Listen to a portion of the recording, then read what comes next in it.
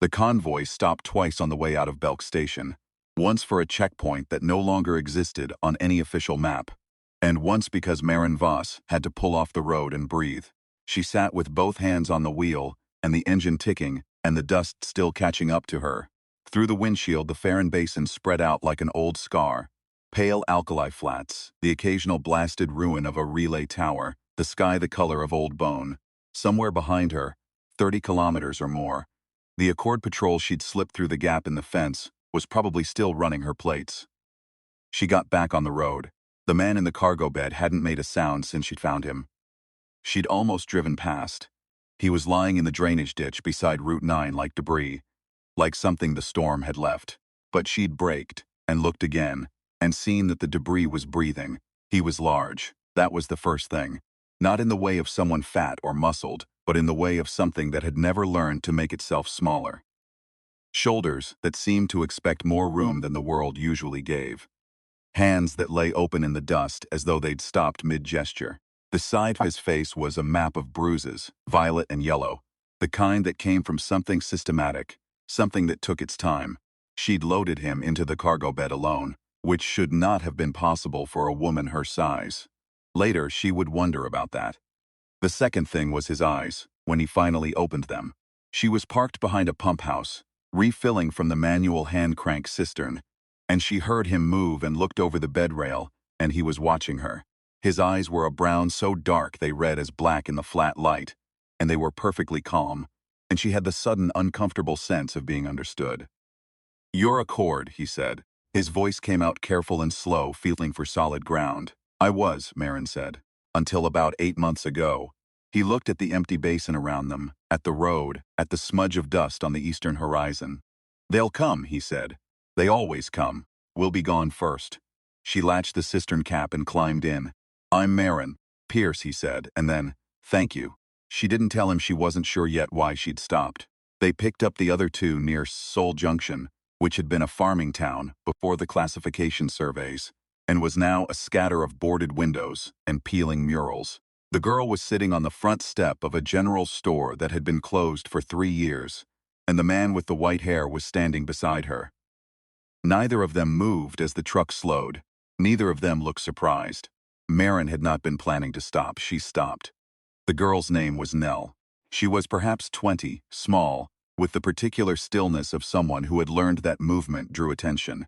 She did not speak. Marin did not ask why. There was a quality to the silence around her that felt deliberate rather than absent, full rather than empty, the way a held breath is full. The white-haired man's name was Davin. He'd been blind for 2 years, since the Accord's neurology unit at the Kelst facility had finished their work on him. He navigated by sound and proximity, and something else that Marin gradually came to understand was not either of those things. He moved through the truck's cab with a precision that had nothing to do with groping. When he sat down somewhere that put him close to Nell without touching her, as if he already knew where she was. "How did you find me?" Marin asked Pierce when they were moving again. He was quiet for a long time, then, "I don't find, I just know the direction." She almost asked what that meant. She didn't. The Accord called them the elevated. The official literature used that word with a very specific deadness. Stripped of awe, stripped of the vertigo the word should have carried. Elevated. Like an employee designation. The field designation. The one she'd heard patrol units use on the comms channels. In the years before she'd quietly cleared her personal file and stopped showing up for briefings, was less official. Giants. Spoken with the specific contempt that fear sounds like when it's had years to calcify. She had never understood it, quite. In 8 years of Accord service, she had come to understand most of the mechanisms of contempt, had even, at points she was not proud of, operated some of them herself. But this one she could not follow to its root. What the elevated did, the things the neurology reports described in their careful language of deviation and aberration, she could not read those reports and arrive at fear.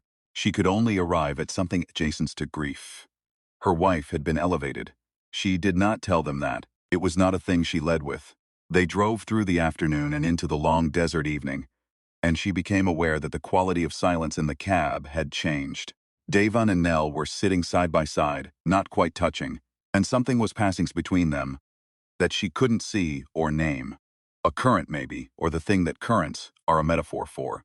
The old ache in Davin's expression, the one she'd noticed the moment he got in, was different, less sharp. She focused on the road. Behind them, she knew, the Accord was moving. She'd been off-grid long enough, and the pattern of her route was odd enough to anyone who'd ever mapped the old network of basin roads. Senator Weck's Anti-Elevation Act had passed 6 months ago with 43 votes and a televised ceremony. The classification and containment units had been operating on standing orders since before the vote. But the vote made them louder, less careful. She'd watched 3 of the Accord's eastern holding facilities expand in satellite imagery before she'd stopped looking at satellite imagery. She had a route. She had contacts at the Moore Relay, 200 kilometers south, who moved people across the uninhabited Cordillera into the free settlement territories. She had a truck that ran. She had 8 months of practice.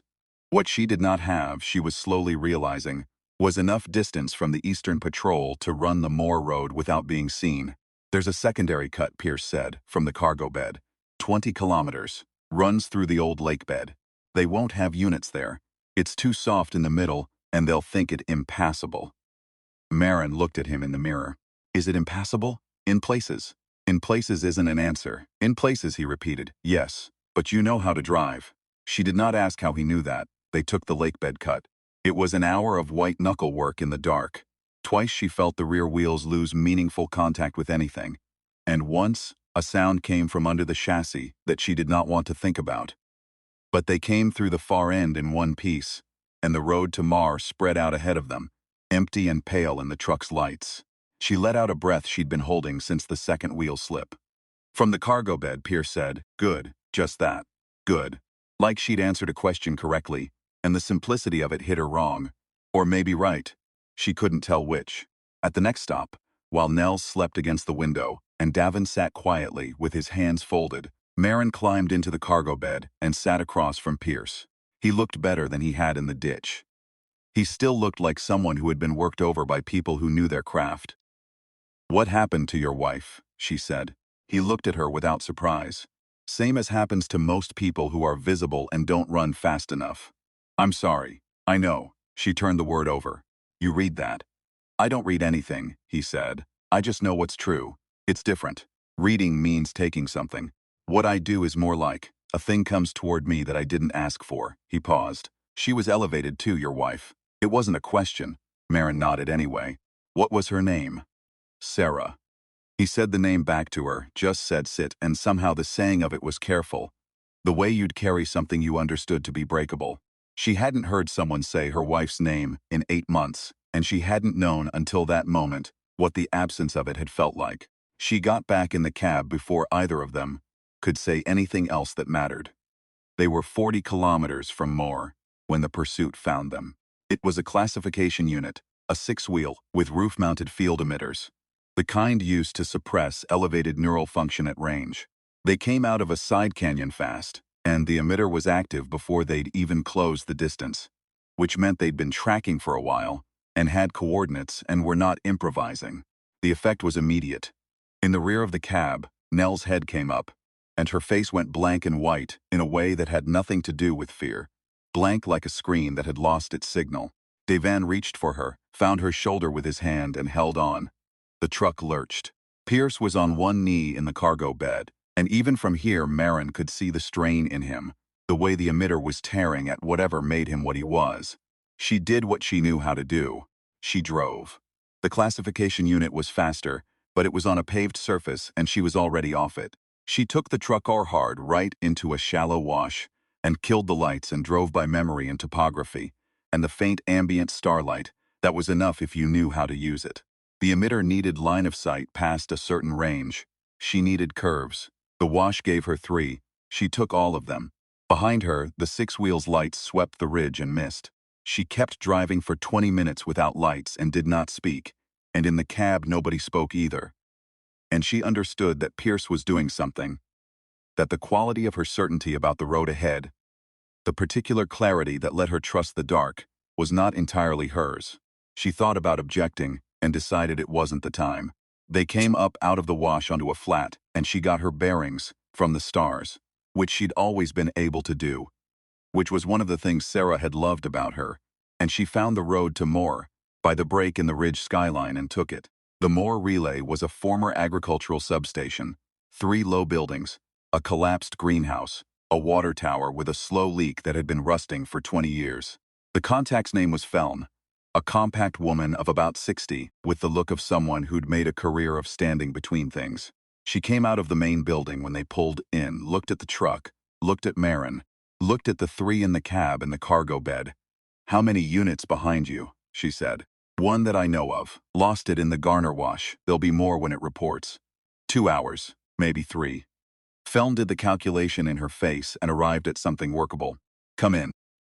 She gave them food which was dried and protein-dense, and exactly the kind of food you stocked when you expected people to arrive, having not eaten. She gave them water. She gave Nell a thin blanket without being asked. While they ate, Feln moved around the perimeter with a scanner, and Marin helped, because it was something to do with her hands. "You know one of them is Pierce," Feln said, low enough to not carry. "He told me his name. He's been on the Accord's primary list for 4 months. Whatever he can do, and the reports aren't specific. The units that have interacted with him don't tend to write thorough reports. They want it badly enough to assign Class A priority." "Class A," Marin said. "That's the directive that has no detention component." Feln looked at her. "Yes." Marin filed that and kept scanning. Inside, Pierce had eaten and was sitting against the wall with his eyes half closed, and the bruised exhaustion of someone who had been sustaining something at great cost. Davin was asleep, his head tipped back. Nell was not sleeping. She was watching Pierce with an expression that Marin, coming in from the scan and sitting down with a cup of the bitter tea Feln brewed, could only describe as concern. While Marin watched, Nell put her hand over Pierce's. The light changed. It was the only way Marin would ever find to describe it. Not that there was any light visible that shouldn't have been there. But the quality of the light in the room shifted, warmed, became the kind of light that made you think of late afternoon in a good year. Pierce's face relaxed. Not his expression, his face, the underlying structure, as though something held tight for a very long time had been given permission to let go. He opened his eyes. He looked at Nell. He said very quietly, "Thank you." Nell made a small gesture with one hand that meant clearly something. "She says," Davin murmured from under closed eyes, "that you've been holding things together for everyone else for too long. She says you're allowed to put it down for a while." Pierce said nothing. He didn't have to. The truth of it was on his face. Marin drank her tea and thought about Sarah, who had said something similar to her once in a hospital ward, when Marin had been maintaining a calm that was not calm, who had put her hand over Marin's the same way and let a different quality of light into the room. She thought, "I understand what I'm doing now. 8 months of running and I understand it now. In a relay station in the dark with 3 strangers. I am doing what Sarah would have done. I am doing the thing specifically human that she would have called by its ordinary name. She would have called it staying." The Cordillera crossing took 6 hours. Feln's route went up through the mineral survey roads, which were maintained by a mining concern that had been dormant for 11 years and was not monitored, and down through the dry glacial valleys that the old survey maps marked as uninhabited, and the new survey maps did not mark at all. Marin drove, Davin navigated. She had not asked him to. He had simply begun, at some point after they left the relay, to say things like left in 400 meters, and she had gone left in 400 meters, and the road had always been there. She did not examine this closely. She drove and he navigated and they climbed. Nell slept in the cargo bed, wrapped in her blanket, with her face turned toward the sky. Pierce sat beside Marin. He did not sleep. He watched the road with her, and once, when a patrol drone's light swept the valley wall 3 kilometers east and she tensed, his hand closed briefly on her arm. Not a grip, just a contact, just a weight. And she knew without being told that the drone's sensor array had not fired, that it had passed them over, that it was moving away. "Do you do that all the time?" she said. "The knowing? All the time. I can't turn it off." "Is that hard?" He thought about it, genuinely thought, which she was coming to understand was something he always did. "It used to be," he said. "When I was young I thought everyone did it, and I just did it loudly. Then I thought I was doing it to people, reading them, taking something. I felt like a thief." A pause. "Then I met people who knew what I was and didn't run. They helped me understand it differently." "Differently how?" "It's not that I take," he said. I receive. There's a difference. People broadcast what they are. Everyone does, all the time, and I'm simply unable to not listen. He looked at her. You are afraid. Obviously. No, I don't mean the current situation. I mean underneath, specifically. You are afraid that you have been too late in important ways. Too late for Sarah. Too late to turn the tide of all of this. He gestured at the mountains, at the dark, at the particular dark that held everything they were running from. You're afraid that what you do now doesn't count because you didn't do it sooner. Marin kept her eyes on the road. That fear is wrong, Pierce said. I don't say that to make you feel better. I say it because I know it's wrong. I know what too late looks like, and this isn't it. You stopped for me. You stopped for Nell and Davin. In the lake bed, you drove in a darkness that would have stopped most people, and we are not dead. He turned back to the windshield. That counts. She didn't answer. The road climbed. Below them, on the far side of the valley, the patrol drone was a dwindling light. They came down out of the Cordillera at dawn, and the free settlement territories spread below them like a proof. Green where the basin was gray. Organized where the basin was scattered. Lit from inside in the early light, with the specific warmth of places where people are not afraid to have fires. Marin stopped the truck at the crest. She had been here once before, scouting the route in her second month of running. She had not been able to look at it for long. It hurt, the same way looking at something you'd been told didn't exist hurts when it turns out to be there all along. Nell was awake. She had come forward to lean between the front seats, looking out at the valley below, and her face held something Marin did not have a word for. Something in the territory of wonder, without being wonder exactly. Something older and more earned. Davin said, "We're close." "Yes," Marin said. "I can hear fires," he said, "and children." He turned his head, placing sounds. A lot of children. They went down. The settlement had no gate, which she had known and which still surprised her somehow. The outriders who met them on the road were a man and a woman about her age. Lean, watchful in a way that had learned the difference between wariness and aggression. And they looked at the truck and at Marin at the wheel and at Pierce's visible bruising, and did not ask a single question she couldn't answer honestly. Pierce got out slowly. He stood in the road and looked at the settlement, at the smoke from the morning fires, at the people moving in the middle distance. His face did the thing it had done in the relay station when Nell's hand was over his. "Okay," he said very quietly, to no one visible. Marin understood. She had felt it herself, in some earlier version. The moment when you allow yourself to believe that the thing you have been protecting yourself from believing might be true. She stayed with the truck while they walked in. She told herself it was to run the engine check. The chassis sound from the lake bed still wanted attention, and it was, partly, but she also needed a moment. She sat in the truck with the door open and the morning air coming in, which smelled of something flowering she didn't know the name of. And she thought about Sarah. She thought about the 8 months between then and now, about the fear Pierce had named precisely and correctly, about whether that fear had been right. It had not been right. She had evidence. She took out the small photograph she kept in the map pocket. Not digital physical, the way Sarah had insisted on printing the ones that mattered, ink on paper, something you had to hold. Sarah on the roof of their building in the city, years ago, before the classification surveys, before the act, before everything. She was laughing at something off frame, and the light was the kind of light that afternoons in good years made. "I'm working on it," Marin told her. She put the photograph away and got out of the truck. Pierce was standing 50 meters in, where the road became a path between the first buildings, and he was talking to someone. Or rather, someone was talking to him. A boy of about 12 who had the focused intensity of a child, who has identified the person who needs telling something important and has decided to do it. Pierce was listening with his full body, head slightly bowed, the way very large people listen to children. Devin had found a seat on a low wall, and Nell had sat down beside him, and they were doing what they'd been doing in the cab. Simply being near each other, the current between them, the thing that currents are a metaphor for.